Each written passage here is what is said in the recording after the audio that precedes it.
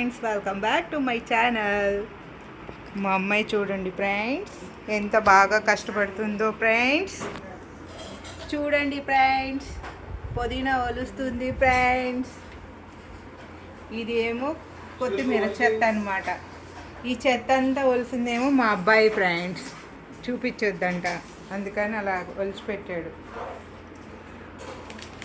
ఎవరినన్నా భోజనానికి పిలిచే ముందు, లేదా మన ఇంట్లో పని చేసుకోవాలంటే, నాన్ వెజ్ భోజనాలు ఉన్నాయంటే దాని ముందు చేయాల్సిన పనులు ఎంత పని ఉంటుందో చూసారా.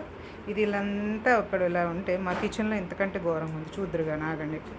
ఇది చూడండి ఫ్రెండ్స్, చిల్లీ చికెన్ కంట.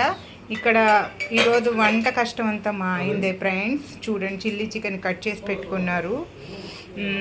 ఇదేమో చికెన్ కర్రీకి ఉల్లిపాయ, ఇది బిర్యానీకి క్యాషూస్, కారం, ఇంకొకటి చికెన్ ఫ్రై కూడా రెడీ చేసి పెట్టుకున్నారు.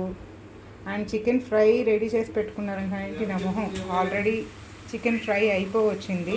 చూసారా, ఎమ్మీగా ఉన్నాయి.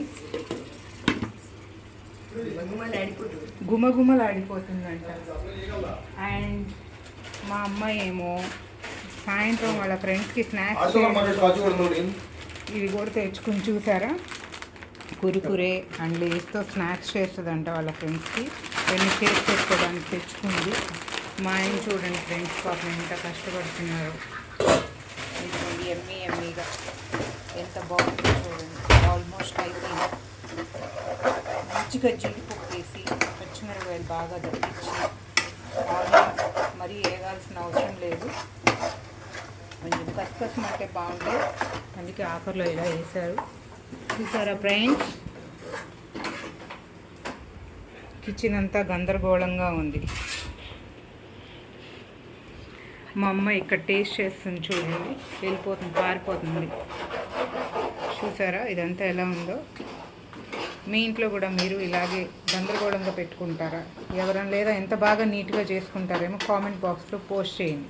ఓకేనా? ఈ వీడియో మీకు నచ్చితే లైక్ చేయండి, షేర్ చేయండి, సబ్స్క్రైబ్ చేయండి అండ్ బెల్ ఐకాన్ మీద క్లిక్ చేయండి. Bye bye, see you.